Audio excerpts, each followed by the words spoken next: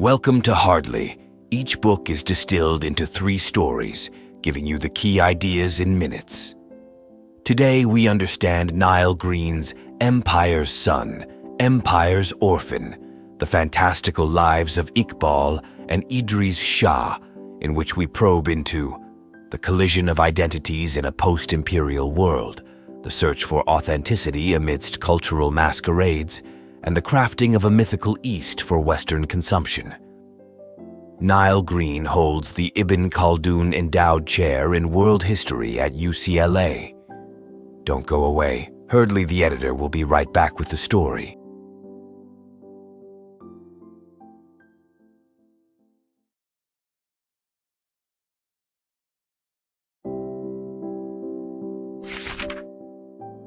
Today, let's explore 3 tales that weave through the complex tapestry of identity, cultural clashes, and the relentless search for authenticity. These stories delve into the lives of those caught between worlds, highlighting the delicate dance between heritage and self-reinvention. The first story begins with Ikbal Ali Shah, a young aristocrat from a prominent Afghan Indian lineage who found himself in Scotland on the eve of World War I. Raised in the colonial shadows of the British Empire, Ikbal was sent to Edinburgh to study medicine.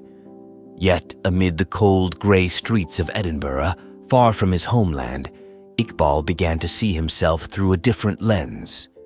He was no longer just an Indian student, but a cultural bridge, an envoy of the mystical East in the heart of the West. At gatherings with his Scottish peers, he would regale them with tales of his ancestors, weaving stories that were part truth, part embellishment, and all intrigue. Iqbal's charisma lay in his ability to turn every encounter into an opportunity to showcase an exotic heritage, positioning himself as a living relic of a fading world. But his charm was not without its price. The masquerade of identity was his game, the text notes, and he played it with a finesse that blurred the lines between fact and fiction. He cultivated an air of mystery that made him both fascinating and inscrutable, leveraging his perceived foreignness to navigate social and academic circles. Yet, beneath the surface, Ikbal wrestled with his own understanding of who he truly was, a son of empire or an orphan of its collapse.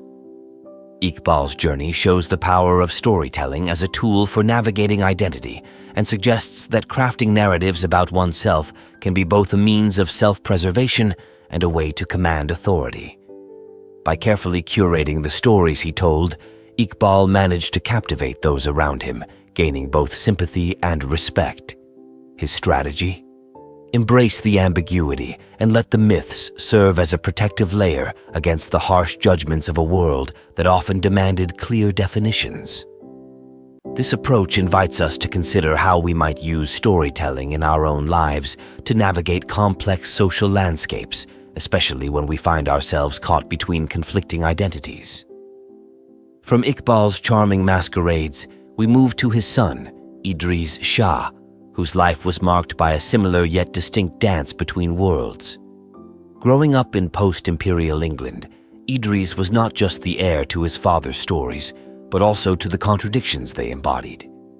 As a young man, Idries sought to carve out his own space in a rapidly changing world, one where the allure of the East was both commodified and romanticized by the West. He published books on Sufism and the mystical traditions of the East, becoming a celebrated figure among the Western bohemian and intellectual elite of the 1960s. His teachings were an amalgamation of ancient wisdom and contemporary flair, and his followers flocked to him, not just for knowledge, but for a sense of connection to something deeper, something authentic. Yet, authenticity was a double-edged sword for Idries. It was not about what was real, as the book describes, but what could be convincingly presented as real. To his audience, he offered a carefully curated version of the East, a place of spiritual depth and esoteric knowledge, detached from the political turmoil and economic hardships that marked much of its reality. Idries' ability to captivate Western audiences with a repackaged Eastern mysticism raises questions about the nature of authenticity and cultural representation. The lesson here is about the power and danger of perception. By blending genuine tradition with contemporary needs, Idries managed to create a product that was both marketable and meaningful. This suggests a practical approach to navigating cultural expectations. Rather than adhering strictly to one narrative, consider how blending different elements can create a more compelling, inclusive story. This strategy can be particularly effective in professional and social environments where multiple cultural perspectives are present. Our final story circles around a moment of confrontation, not with another culture, but with oneself. Idries, having built a reputation as a mystic, began to grapple with the ghosts of his father's legacy and the heavy burden of living up to the stories he had helped to propagate. One day, while conducting a session with his followers, Idries found himself face to face with a former student who had spent years in the Middle East, only to return disillusioned. "What is truth, if not what you promised it to be?" the student challenged. This moment of reckoning forced Idries to reflect on the fine line between guiding others and misleading them, between teaching and performing. The confrontation stirred something deep within him, a realization that perhaps he too was a victim of the very stories he spun. He was caught in a web of expectations, some self-imposed, others projected onto him by a world hungry for simple answers from a complicated past. This encounter illustrates the importance of self-reflection and integrity, especially when one's identity becomes a public spectacle. For Idries, it became clear that his next steps would need to be more transparent, grounded not just in the art of storytelling, but in the pursuit of genuine understanding and humility. For us, this story is a reminder that when constructing our own identities, especially in the public eye, we must balance the allure of perception with the responsibility of truth. A practical takeaway here is to periodically evaluate the narratives we create about ourselves and ask whether they serve our highest goals or merely our immediate desires.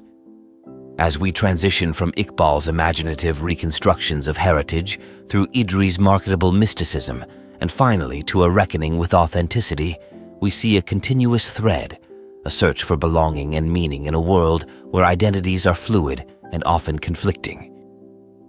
This journey teaches us that identity is not just about where we come from, but also about where we are going and how we choose to get there.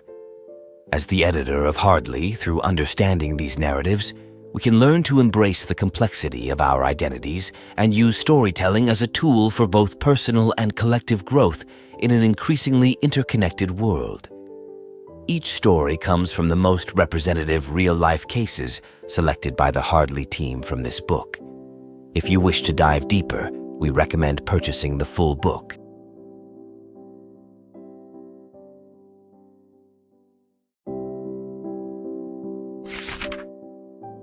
Reflecting on the lives of Ikbal and Idries Shah, we see a powerful illustration of how identities are crafted, performed, and ultimately challenged in a post-imperial world.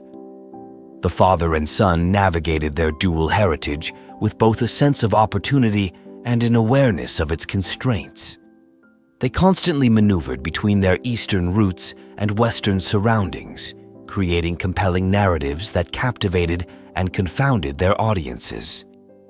One particularly striking story that sheds light on this dynamic involves a moment from Ikbal's later life. While attending a literary conference in London, Ikbal was asked to comment on the political future of Afghanistan, a subject on which he was regarded as an authority. With a room full of diplomats, scholars, and journalists hanging on his every word, Ikbal chose to tell an old Afghan folktale about a wise ruler who understood that true power lay not in conquest, but in wisdom and negotiation. His choice of storytelling over political analysis left the audience in awe, reminding them that sometimes the most profound truths are conveyed through the simplest stories. As the text notes, in a world of shifting powers, Ikbal understood that the true mastery lay not in politics, but in the narrative. This story captures the essence of the book's exploration into the collision of identities and the crafting of a mythical East for Western consumption. It underscores the power of narrative in shaping perceptions and invites us to reflect on our own identities, how they are influenced by the stories we tell and are told. Understanding these dynamics can help us better navigate our own complex identities in a world that increasingly demands authenticity while celebrating diversity. Each story comes from the most representative real-life cases selected by the Hardly team from this book. If you wish to dive deeper, we recommend purchasing the full book.